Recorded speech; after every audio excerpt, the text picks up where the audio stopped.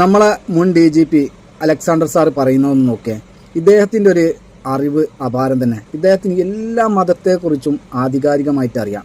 ഒരു വർഗീയത പോലും ഇന്നേ വരെ പറഞ്ഞിട്ടില്ല. അതിനുശേഷം വന്ന നമ്മളെ TP സെൻകുമാറിനെ കുറിച്ച് അറിയാലോ. നേരെ വിരമിച്ചതിന് ശേഷം നേരെ പോയത് RSS ക്യാമ്പിലേക്കാണ്. പിന്നെ വർഗീയത മാത്രമേ അദ്ദേഹത്തിൻ്റെ അടുത്തുനിന്നുണ്ടായിട്ടുള്ളൂ. ഇദ്ദേഹത്തെ കണ്ടുപഠിക്കണം. ഹിന്ദുമതത്തിന്റെ അഖിലിഖിതമായ ഒരു നിയമമാണ്. ഒരു സ്ത്രീ ഗർഭിണിയായാൽ ക്ഷത്രത്തിൽ പോയി പ്രാർത്ഥിച്ചിട്ട് ഒരു ഉണ്ണികൃഷ്ണന്റെ പടം വാങ്ങിച്ചിട്ട് ഗർഭിണികളെ മുറി കൊണ്ടുപോകും.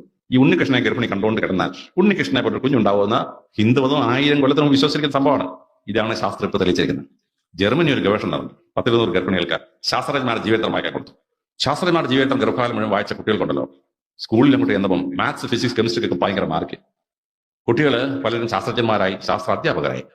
വേറെ കുറച്ച് കുട്ടികൾക്ക് എന്തെന്നറിയാമോ, അവർക്ക് യുദ്ധവീരന്മാരുടെ ജീവിതം വായിക്കാൻ കൊടുത്തു ഗർഭകാലത്ത്. Julius Caesar, Napoleon, Fernando the great.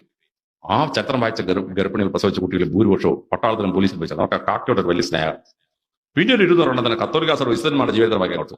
കത്തോലിക്ക സഭ ഇസ്ലാന്മാരുടെ ജീവിതം വായിച്ച സ്ത്രീകളെ പ്രസവിച്ച കുട്ടികളിൽ ഭൂരിപക്ഷവും അച്ഛന്മാരും കന്യാസ്ത്രീകളുമായി എന്നാണ് ശാസ്ത്രം കണ്ടെത്തിയത്. ഗർഭിണി എന്തെങ്കിലും പഠിച്ചാൽ കുട്ടിക്ക് അപോലെ ബുദ്ധിശക്തിയാണ്. അമ്മയുടെ തലച്ചോറ് വർക്ക് ചെയ്യാൻ വേണ്ടിയുള്ള ഇന്റലക്ച്വൽ ഹോർമോൺസ് ബോഡി ഉണ്ടാക്കും. അത് അമ്മയുടെ തലച്ചോറ് കയറി ഇറങ്ങിയിട്ട് ഗർഭത്തിൽ കിടക്കുന്ന കുഞ്ഞിന്റെ തലച്ചോറ് കയറി ഇറങ്ങണം. അപ്പോൾ ബുദ്ധിശക്തിയാകും കുട്ടികൾക്ക്. നിങ്ങൾ ഈ ലേഡി ടീച്ചേഴ്സിന്റെ മക്കളെ കണ്ടിട്ടുണ്ടോ? എല്ലാത്തിനും പഠിക്കാൻ ഭയങ്കര കഴിവാണ്.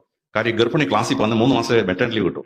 ഈ ഗർഭിണി 7 മാസം ഇങ്ങനെ കഷ്ടപ്പെട്ട് പഠിക്കുമ്പോൾ ക്ലാസ്സിൽ പഠിപ്പിക്കുമ്പോൾ വൈറ്റ് കിടക്കുന്ന കുട്ടി ഫിസിക്സ്, കെമിസ്ട്രി, മാത്സ് പഠിച്ചൊക്കെ പഠിക്കും. അമ്മ പഠിപ്പിക്കുന്ന കുറച്ച് വൈറ്റ് കിടന്ന് പഠിക്കും. പ്രസവിച്ച് കഴിഞ്ഞാൽ ബാക്കി പഠിച്ചാൽ മതി. അതാണ് ഈ ടീച്ചേഴ്സിന്റെ മക്കൾക്ക് പഠിക്കാൻ നല്ല കഴിവ്.